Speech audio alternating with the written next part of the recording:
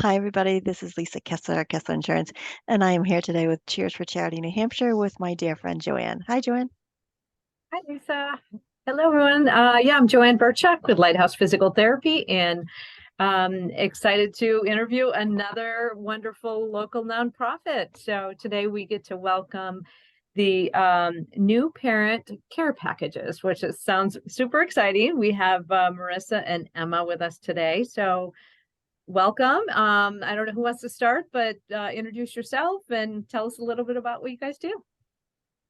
Sure. I'm Marissa McCutcheon, and I am on the board for New Parent Care Packages, which was started back in February of 2021. Emma, do you want to introduce yourself? My name's Emma Dolan, and I'm also on the board of New Parent Care Packages. So a little bit about New Parent Care Packages. We started during the pandemic, during a time that was a very difficult and isolating time for new parents. We put together some care packages and distributed them to some local OBGYN offices through Wentworth Douglas Hospital and that kind of area. With the focus of nourishing the new parent, helping the new parent cope with the inherent stress of being a new parent, and then also some tips on how to connect with themselves, with maybe their partner and family, and then also with the baby. And so we put these care packages together, sent them to out to the new parents in this pandemic isolating time, and we got really good results. So what we ended up doing is we continued and started a nonprofit and have been doing that in this area. We are also selling them online as a way to help fund what we're doing in terms of donating care packages to local agencies. Anything you'd add, Emma?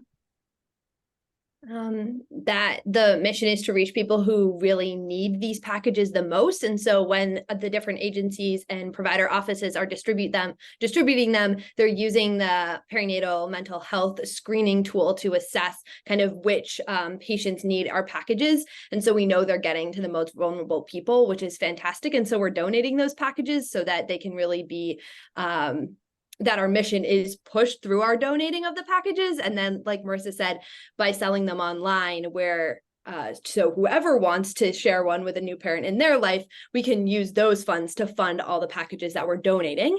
And we also have a wholesale program. I am in my non-board position, I am a birth doula in our community, and I started purchasing the packages to share with my clients as a goodbye gift when I say goodbye to them after their baby's born. And so we turned that model into an option as well, so that we have a wholesale option for providers who want to purchase our packages to share with their clients and patients. And that's another way that we fund the ones that we're donating locally. That's great. Do you want to back up just a little bit? So what had you come up with this idea? Like, what was the first inkling that you're like, there's a need out here for this? And I don't know what group of you like started putting these little things together and putting that out there, but just a little bit about how you started. It is actually a cool story. So I'm a psychotherapist, and I work part-time for one of the local hospitals. I do coaching calls with new parents who are struggling after having a baby. And so when the pandemic hit, you can imagine that I was on the phone with so many people. There was a lot of anxiety, a lot of struggling going on. And I said, there's a lot of information that I'm giving, and there's a lot of information out there. What if we put all of that information into one spot, and had it be something that felt like it was for the parent, where they can open it up and help to see the importance of them being well, taken care of. So I did a Facebook video asking for community members who might be interested, who might have a passion in the same area, to reach out to me with ideas of things to include in the care packages. And it was so inspiring and motivating, the number of people that reached out. And then it kind of evolved over time. We ended up, when we started the nonprofit, we, kind of standardized what we put in the care packages. And now we have like a pretty structured, this, and this that goes in there into the care packages. But it was a way for us to kind of get the information to the people that might not be able to get in for therapy, or who might not be able to get in for physical therapy, a pelvic floor physical therapy, or have a postpartum doula, to support them around sleep and nourishment and stress management and things like that. I think one piece that Marissa is so focused on with the creation of these packages that we follow through, that I just like to name because it's different than a lot of other care packages that I see for new parents that are so focused on like the physical recovery of giving birth. And our care packages are really focused on supporting the transition into parenthood, and that there are physical elements to that with the nourishing items, some of the nourishing items that we include in the packages, but it's really this package to support that transition to parenthood rather than just like the physical experience of giving birth, that I think fills a niche or an aspect to new parenthood that sometimes isn't as easy to kind of package up and get to people. I love these ideas. Are they where are the people that you support? Is it seacoast based? Is it New Hampshire based? Is it New England based? Like, sort of, where is that geographic area? So our donations are focused in the seacoast area. Generally, we donate to Families First, Goodwin Community Health. We also are going to be starting to donate to Strafford Community Action Program, and Relief Parenting. Also, we've donated care packages to them. And then the care packet, the wholesale program really opened up kind of our geographic area. So we just actually, what was that, 40 care packages, Emma, that we made and sold, that went down to Massachusetts to a family, Healthy Families program in central Middlesex. And so they're just starting to distribute their care packages to their patients. We have a relationship with Anna Jacques Hospital as well. They distribute our care packages. And then some of the other doulas and postpartum doulas we had somebody in South Carolina, someone out in Wyoming, like people are ordering them. So they aren't, when we started them, they were very specific. The resources were very specific to our geographical location, but we've made it a little bit more uniform so that people anywhere in the US can benefit from the contents of the packages. How are they finding out about those? Oh, sorry, Joe. Oh, no, go right ahead. How are they finding out about the packages? How are these people in other parts? Or I know you have your website. Are you doing social media as well? Are you? Yeah, I think it's been through social media. There's a doula in our area who purchases some packages, who trains other doulas and mentors doulas, and she has a lot of education programs that span across the US. And so she was telling people about them. And I think that was how we got some of those people in more far-flung states. That's great. And it sounds like with this wholesale program, you're now able to better fund the organization to be able to expand and grow as well. But obviously you're probably dropping these off at facilities that don't really have the funds to pay for them. And so, you still have that need for other funds coming in for people to support. Are there specific businesses in the area that you try to target to see if they'll help support that base that can't pay for them, but you want them distributed? So I would say that Anna Jacques falls into that category. They purchase the packages from us at a discounted rate, but we know that Anna Jacques is able to package them, so they do, which is wonderful. Are there other businesses besides just like me as a doula, Darcy as a doula? Joanne, were you asking about businesses that help to fund the donations, that the care packages that we distribute for free? Yes. Yeah. Yeah. So we have participated in New Hampshire Gives. We've also participated in, Giving Tuesday. We have not done a lot of sort of soliciting of support from large businesses. That's an area that we don't have a lot of experience in.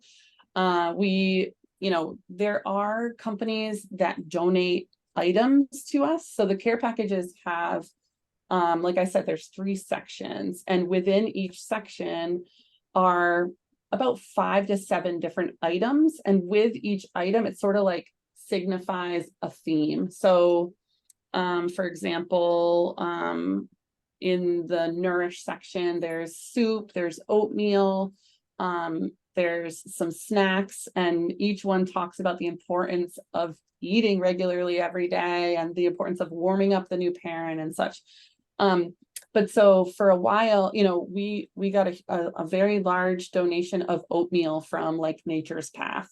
We use Proper Good soups, and our first shipment of care packages, they sent us like 100 soups. So we've had kind of like spot donations for items, but monetary donations from larger organizations is not something that we've really tapped into yet.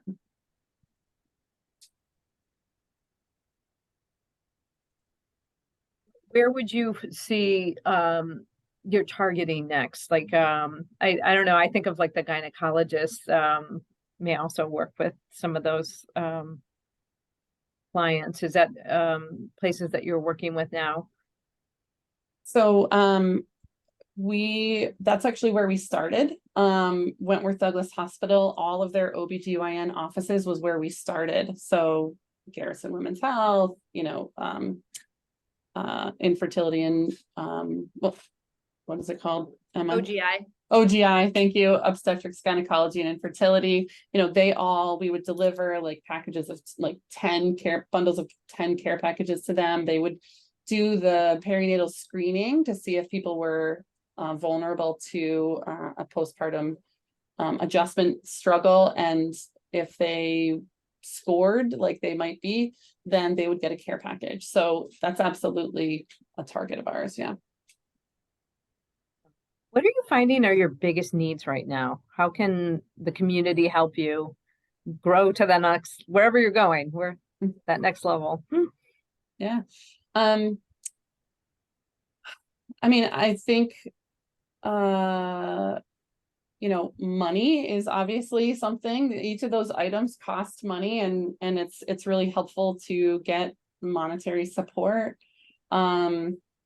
We just started a podcast where we're trying to share stories of individuals who are interested in sort of shedding light on their what the postpartum time was actually like for them, in the hopes that it would be helpful to other people.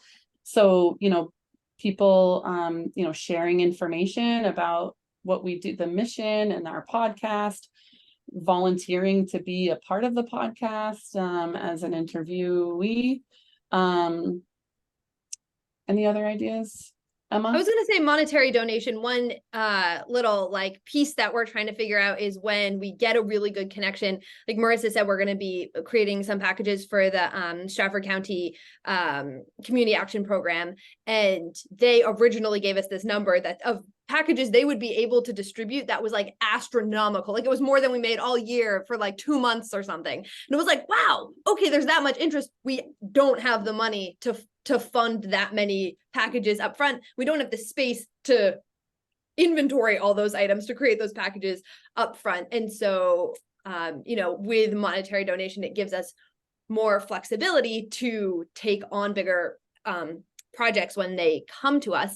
Because one piece that we've been figuring out for distribution is we can really want somebody to distribute it, but if they aren't really on board, then they aren't really going to get distributed. And so when an organization like Strafford CAP is saying, we're willing to distribute, we want to be able to go like full force in that direction with them and leave behind the places that we're like, emailing them every other week, seeing if they want more packages, because we think they should have distributed them at that point. So I think the monetary donation allows us to say yes to people who are ready to distribute our packages, as opposed to just like making sure that we like have enough oatmeal for eventually. It's like, well, we have this ask and we have to negotiate with them to a smaller number, which isn't ideal when you're trying to serve as many people as you can in the community. Another thing that we've discovered is a helpful way to support us is we created an Amazon wish list, and that's been really fun to have these random packages delivered, and we're like, oh, people are supporting us. This is so cool. So anybody who wants to go on there and look at our wish list, and because then they know that those items are going right into the care packages, which is probably a good feeling for a donor. Yeah, things like the boxes themselves Mhm. and tissue paper to wrap the sections in, like it's, all the wonderful handmade local things, as well as the the more nitty-gritty details of the boxes. Right. That's awesome. So if people do want to, learn more, get involved, what are all the ways that people can sort of follow along or be part of your journey, or, can they volunteer? Do they go to the website to donate? Like what are the options? Where do they go? I think the website is probably the most central hub. There's information there on how to volunteer. There's information on how to purchase care packages. There's information about, being able to contact us. So I think probably, it's www.newparentscp.org is the website.